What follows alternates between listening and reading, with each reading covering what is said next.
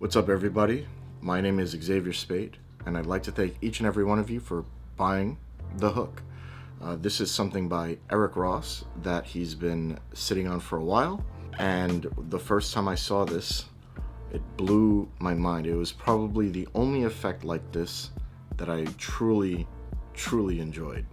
Eric was gracious enough to send it to me a little over a year ago, and we've been talking back and forth about maybe releasing it and trying to get it out to the magic community, you guys.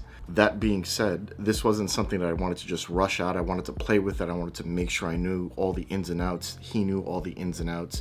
Eric Ross is a super creative guy. And if you've ever seen any of his other work, you know that already. This was brought up to a few people who we honorably turned down releasing it with for a few different reasons, but ultimately that means you guys get to have it now. This is something that it is safe given you follow the instructions and you understand a few things. I mean, realistically, you are putting a hook in your mouth with string. This is something that is really happening. If you understand what happens, which once you see what it is, you'll understand right away. Once you do those few things, it is very safe.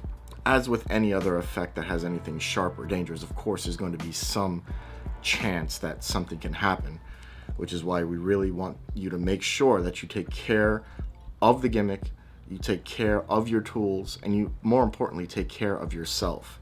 Now, this isn't something like other smash and stabs or roulette type routines where somebody else is getting involved and they're in the danger.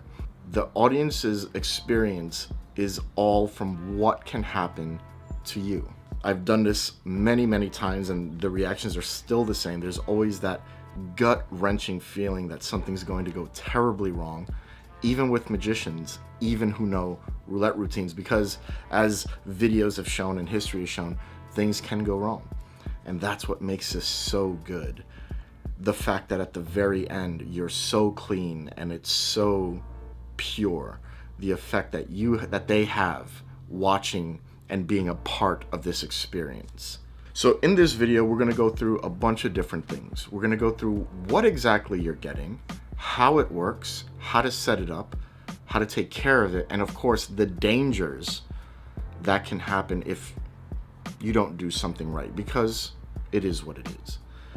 That being said, we're also going to show you some of the routines. I'm going to tell you about some of the handlings that Eric Ross has come up with, and I'm going to share some of the handlings that I've come up with and presentational ideas as well. So without any further ado, let's get into what it is, and we'll go on from there.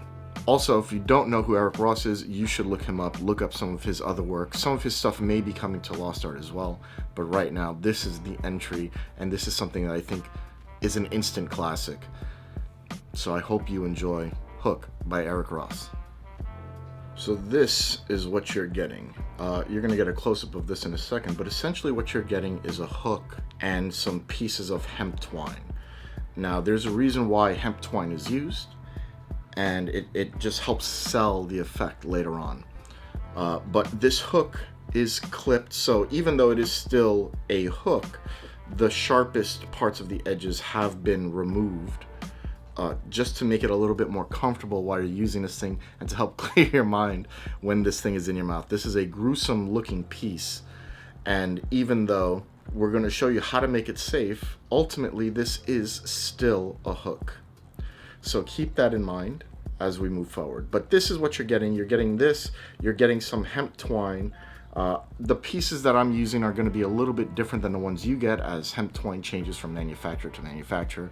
And these are also test pieces. I've used different types of twine in trying to figure out what the best was. I tried rope, I tried ribbons, I tried regular string, and this type of hemp twine is the best. Later on in the video, you'll have a list of things that you can get if you happen to want to change the type of twine, and you know, that way you'll never run out.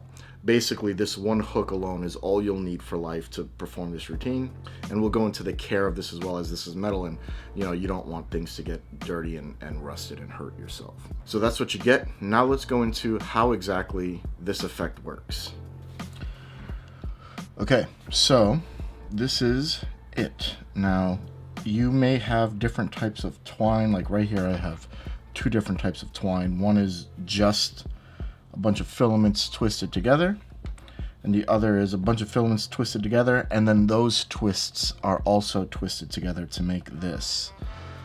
Either of these will work just fine. These are the ones that I like the best, and lately I've been going more towards this one, which is multiple filaments twisted, and then those twists are then twisted again. For some reason, I like this one the best. It's just personal preference, but hey, you use what you like. Also, too, I like